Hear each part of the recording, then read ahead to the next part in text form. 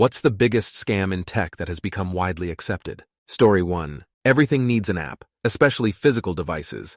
I don't want your cheap, buggy app to use my thermostat, scale, battery, lock, or light bulb. Ship one if you want, but devices should conform to standards-based, documented protocols so I can control them however I want. I also don't want to install an app just to do something that works just fine on a website. Also, requiring internet connectivity is crappy design.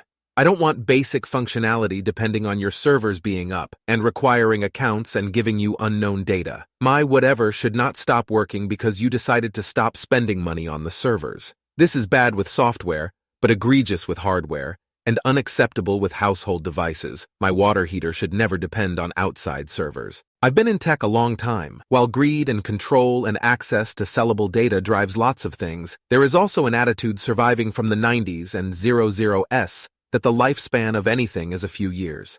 This attitude infects product design even in fields where lifespans are decades and replacement costs are high as we add compute to everything, which can be a great thing. USB was successful not because it had one-ish plug, but because it standardized the protocols devices used. All mice speak one protocol, so anything that knows it, HICI class, can handle any mouse. Zwave and Zigbee tried to do this for household stuff, but instead we got vendor-proprietary, internet-connected phone home, Wi-Fi devices. Rant done. Story 2. Unsubscribe button not being honored. Tactics include: it takes 15 days to unsubscribe, but 1 minute to subscribe.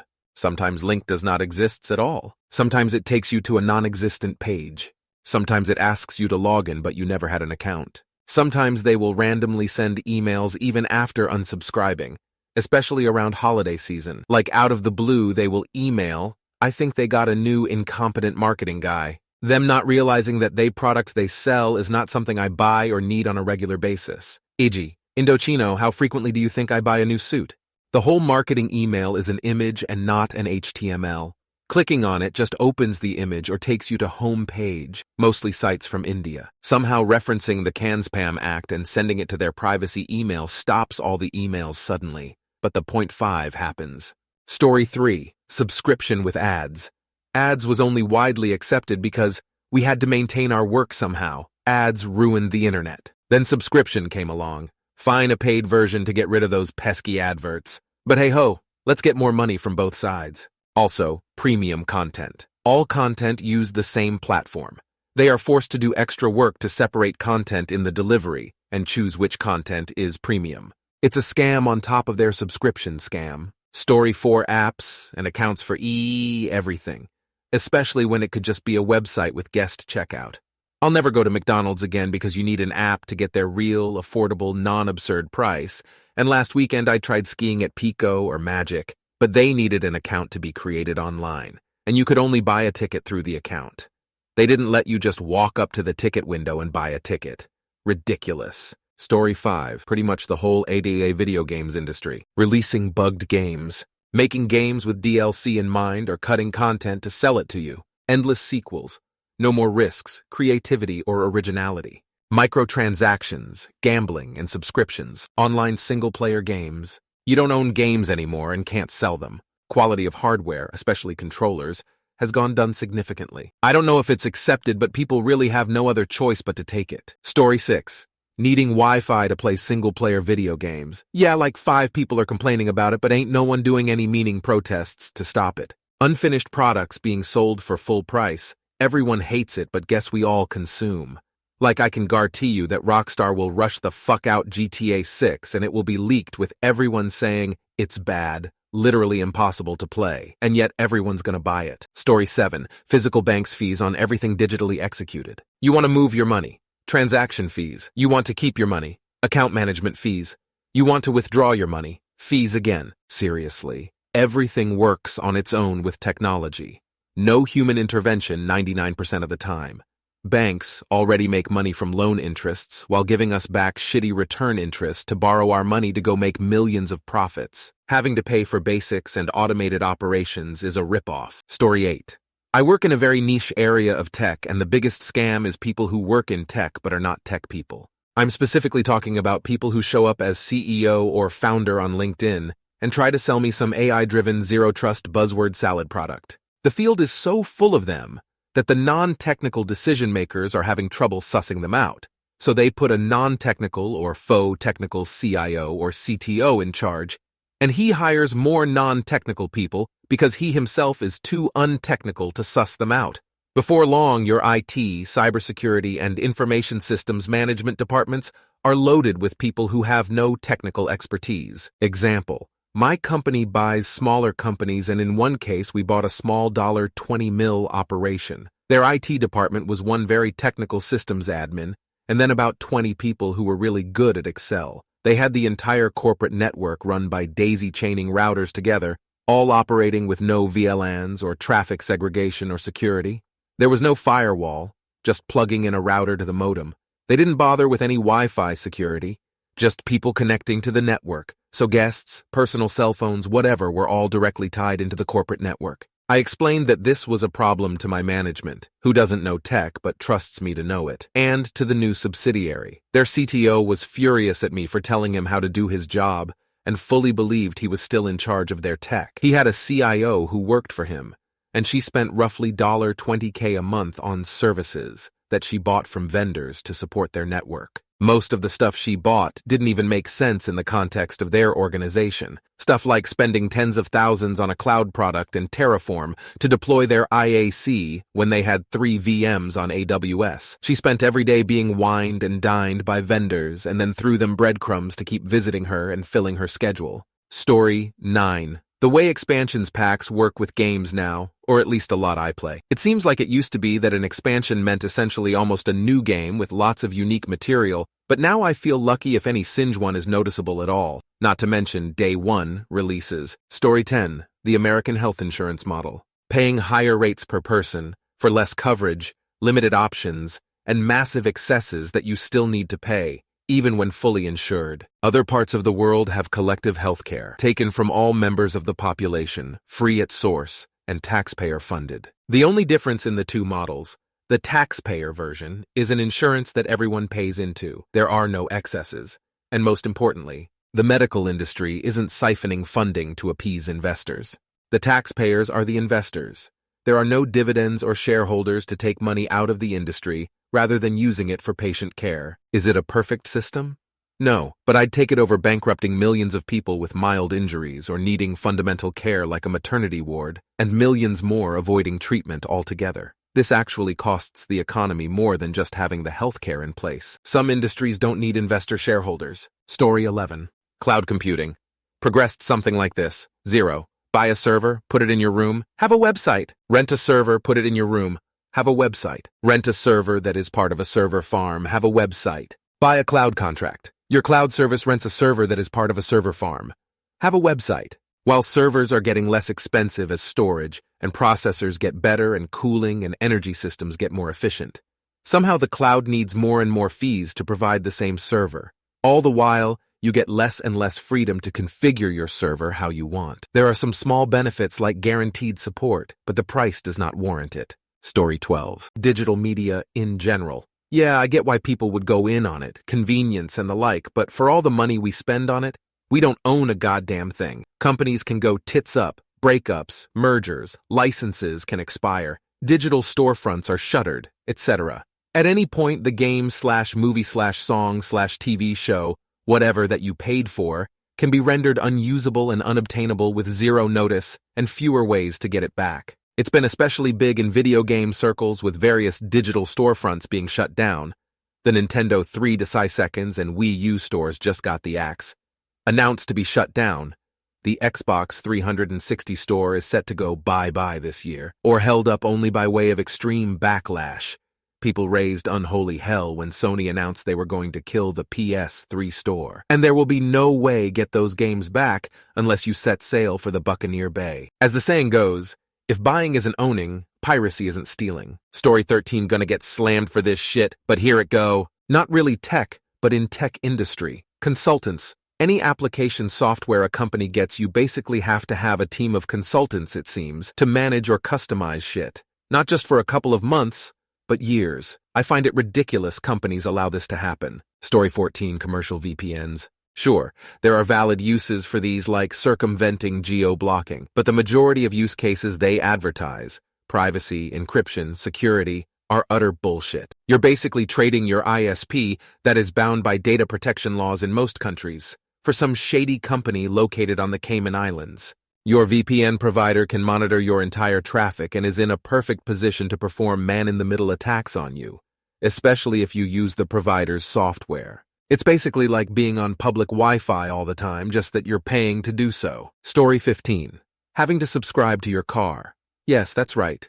You're buying a brand new car for 75 grand, and they make you pay for extras on a monthly basis. Instead of just having a base model and a premium model, it's just one model and you pay for the extra shit. And people just accept this. They think that 'cause they're saving money on fuel, they're okay with spending it on the subscription. Story 16. Subscriptions for software. You used to just be able to pay $100 or so for a really good piece of software and you could keep it forever and either get the next one at a discount or you would get free updates. Now you have to spend like $200 a year and you don't get to keep the versions you pay for. Story 17. Here's a new product. Uber, DoorDash, Amazon. It's so cheap and easy. 1 year later. Sorry, we had to raise prices. Sorry, you have to pay for a membership now. Sorry, we had to make the app really confusing, so you're not really sure what you're buying. Sorry, you have to wade through 1 million ads to find what you're looking for. Sorry, not sorry. Story 18. Data charges and donating data. Being charged for an amount of data rather than just having an unlimited cap. I can understand internet and phone companies charging for speed packages, but charging for data bundles is a scam. Unlike other utilities, such as water, data isn't a finite nor discrete resource with a limited supply. If I decide to download 47 terabytes of data in a month, my usage is not going to prevent someone else from accessing their downloads. And when companies have a program where you can donate your unused data, that rubs me up even worse than when the big supermarkets ask if you want to round up your purchase for charity. Story 19. No. The biggest scam is that you have to upgrade every year to the newest technology with a newest phone every year. And subscriptions is also ridiculous, but people are all about vanity. They would rather pay Twitter or X for a blue check mark, when stuff like Photoshop used to be one payment only. But once again, no one is forcing no one to be gullible, so it's up to them.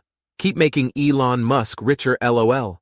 Premium calculator ad free hypothetically would be $7 a month. Story 20. The current one is that LLMs like GPT-4 can do your homework, handle your taxes, write a new program for your specific need, and do all that with complete understanding of the task and what you mean. The last part is the issue. An LLM can do some impressive things, but they have no capability for reasoning, understanding, planning, etc. Yet they are being pushed in ways that make the public think they do. And so they are being used inappropriately in myriad ways, ranging from writing legal beliefs to planning combat strategies. They are nothing more or less than very advanced next word predictors, yet they are being treated like HAL 9000 or Commander Data, with their capabilities being greatly overhyped by the industry and overestimated by the public. You would think we cracked AGI the way this technology is being advertised. Story 21. People preaching learning programming is the golden ticket to a lucrative career. While it's true that programming skills can open doors in various industries, these people are heavily promoting their coding courses and boot camps. The reality is that the market is oversaturated. Story 22. Forced arbitration and changing the terms of service after the product has been bought. When I bought my device, I had an understanding of what I was buying. It makes my skin crawl knowing that companies can change that after I paid for something, and I can't hold them accountable for that. It's like I bought a pizza with some toppings. After I buy it with the terms being I can eat the toppings as well, they take away the toppings from the rest of the pizza as soon as I've had a couple of slices. Feels absolutely disgusting to me. Story 23. Automatic subscription renewals, usually at ever-increasing rates. Software, mobile phones, other shite. I just canceled 2 of them for my company. They were literally charging us for shit we weren't using and with no legal basis. The person who signed up had left years before. As a side note, the same applies to the phone company, etc., for penalizing my elderly mother for not having an email address, etc. Story 24. Kubernetes. I'm sure that it's a godsend if you have a massive farm of thousands of servers, but for 99% of companies, it's a kludge of a system, with cryptic configuration files that allocate bizarre arbitrary identification numbers to components of the system. And those identification numbers are not even consistent from one configuration file to another. Services start and crash for no clear reason, and the people who cheerlead for it, it's like a sect. Try to say, I do not think that a solution designed by and for Google's massive server farms is going to be optimal for a company with just 6 servers, and you'll get shouted down. Story 25. Various smartphone apps that reward users with little perks like MCD's deals, or fuel apps saving you 18c per gallon, etc., but are really tracking your location, spending habits, hobbies, general details about you. Built-in cameras and mics on smartphones, Ring and Alexa that are covertly recording you. Story 26. Bitcoin. It was supposed to be the replacement currency, but without wide adoption, it's mostly become a speculation investment. Plus, all the proof-of-work mining operations are adding up to the CO2 usage of a small country, which is just what we need to add in while trying to get a handle on climate change. Story 27. MS Windows. It's an operating system. Get out of my way, stay out of my way, and know your place. Stop being a greedy attention whore with your ads and endless updates and beta testing in the marketplace. Because we can. And your obsession with, I am too worthy of attention from you every damn month, and hey, you need to give me a new computer every few years because I'm high maintenance. And why the hell do I need a third-party driver update app? Because you don't update the drivers with your updates. Never have, never will. Most of us wouldn't tolerate that sort of self-centered behavior in a human. Why do we put up with it from Microsoft? I remember the old joke that if Windows were a car, you'd have to frequently shut off the engine, run around the car twice, then start the engine again to keep it running. That joke is at least 30 years old, and it still applies. Story 28. Continuing to charge customers for services that were once subscriptions but later became free. I was an office manager bookkeeper for boomer tax accountants. Up through 2014, they were still paying monthly subscription fees to AOL for their personal email accounts and listening to AOL radio until I broke it to them that those were free and had been for a long time. They were so embarrassed and pissed for getting fleeced like that. They even tried to get AOL to refund them for years of unjust fees. It didn't work. I'm an elder millennial. I remember AOL flooding homes with CD-ROMs to rope all the new PC owners into subscription fees for these great new things to the masses, internet and email. But they stopped charging for email in the mid-aughts if you opted out, which many non-tech savvy boomers did not do. I also noticed monthly AOL payments in some of our clients' monthly bookkeeping, but was told not to inform them of the scheme in fear of embarrassing them. It's a scummy practice still widely accepted by a generation who don't know better.